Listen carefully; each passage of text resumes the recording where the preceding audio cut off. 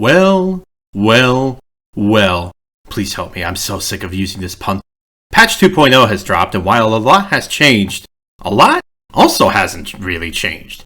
I know that sounds really strange to open with, but for low turn count, I think most runs will remain mostly the same from 1.3 to 2.0. That is, unless you're willing to look at a few stipulations and ignore them. So, today we're going to talk about patch 2.0, what it offers, as well as what it even removed, and finally how this all will affect my current playthrough. First, let's talk about still within the game, removal, and some changes. The rewarp glitch, which is basically a duplication glitch, appears to still remain. However, it appears a few things were fixed and a few things were fixed. No, literally, this is too random. First, the movement glitch. This, unfortunately, has been patched out. You can manipulate your movement to move incredible distances throughout some maps with emblems like Sigurd or anything that boosted your movement.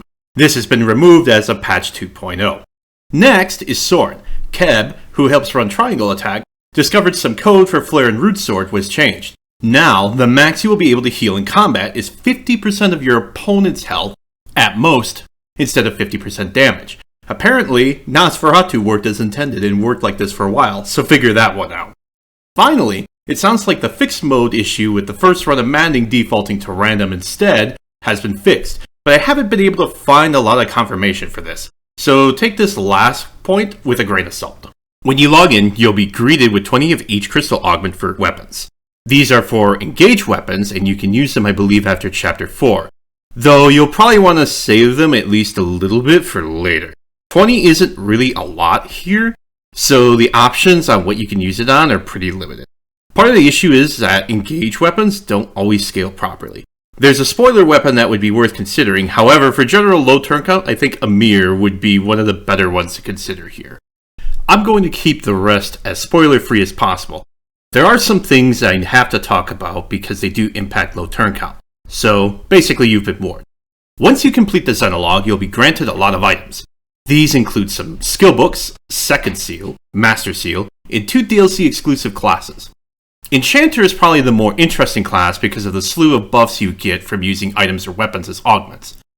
Enchanter can be useful because you can get effective damage versus corrupted, or you could give things like Tome plus 5 attack. Mage Cannoneer is a bit more of a suspect class. I don't know if there's a ton that can be used with this because it's still a 4-move class, but the 12-ish range that it has when combined with movement at least makes it interesting. There are a variety of effects with the cannonballs, but the hit formula is all sorts of screwy, and the further the range is, the worse your hit is. It reminds me of AoE 2 hand cannoneers, which I won't delve further into that. Maybe this class can do something, but in the short sighting of things, I can't really say with confidence. Okay, now I'm going to talk about some of the spoilery stuff, so you have been warned. You get access to 3 units that you've probably seen within the screen and a few others, but who they are, you'll have to see for yourself. Of these 3, I think one of them is pretty obvious and who is pretty busted. Flight, magic, swords, an interesting class skill, a lot of things that make this character great with their bases too. As a bonus, this character and everyone else you get are about level 20, or promoted, have 2000 SP, but do not join with any weapons or items. So the person that I am talking about is, of course, Celestia. There's Gregory, who joins with innate staff proficiency, which means that he's pretty viable to go into classes like Griffin Knight for beast staves alone. He has an obnoxious amount of magic, but his speed is kind of so-so. He probably does fine as a mage knight, and I think even as a sage he still has good utility. Madeline is kind of the suspect one. She has 1 more strength than base Panette and has a lot of durability, but her really low speed and somewhat so-so dexterity stat do throw some questions on how well she'll handle herself. Dexterity itself isn't really a terrible thing to solve. Obviously units like Panette are valuable to low turn count due to their obscene strength as is. She does get Revanche as a Wyvern Knight, and Berserker or Warrior aren't really bad fits to me. She probably could function as your Covert Lin, but we've been seeing that meta shift over to Radiant Bow Snipers as of late. The other units that join with pretty solid bases and a few interesting things alongside them. That's all I'll say on that for now. Now for the big question. Do these things carry over with each save file?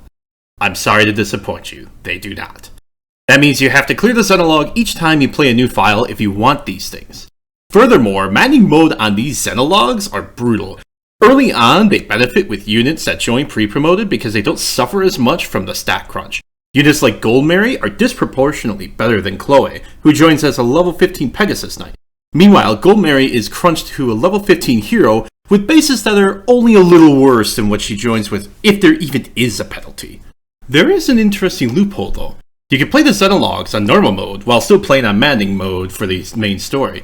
Assuming these don't affect your turn count, you could also assume that you could do the Xenologs roughly as soon as you can and take as long as you want to. The units that join do not scale down though, which means that you have a significant imbalance the earlier you do these Xenologs. I think Celestia would creep towards being your new Edelgard carry, but I wouldn't be surprised if other units would pick up the role just because strength is a significant stat for the Edelgard carry too. So, the final question, how does this all affect me? My answer is I will be playing the Xenologs for an all-chapter completion clear. However, you're probably going to notice that I don't do these chapters until pretty late into the game. I think my current thought process is to do chapter 20, do the DLC paralogs, then do the Xenologs, then finally complete the game. Remember that the Xenologs also give some extra time in the well, so it's probably better to shove these later so I don't abuse it.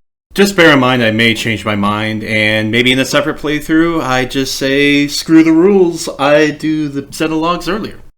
Anyway, thank you all for listening. This has been Colonel M. Have yourself a good day.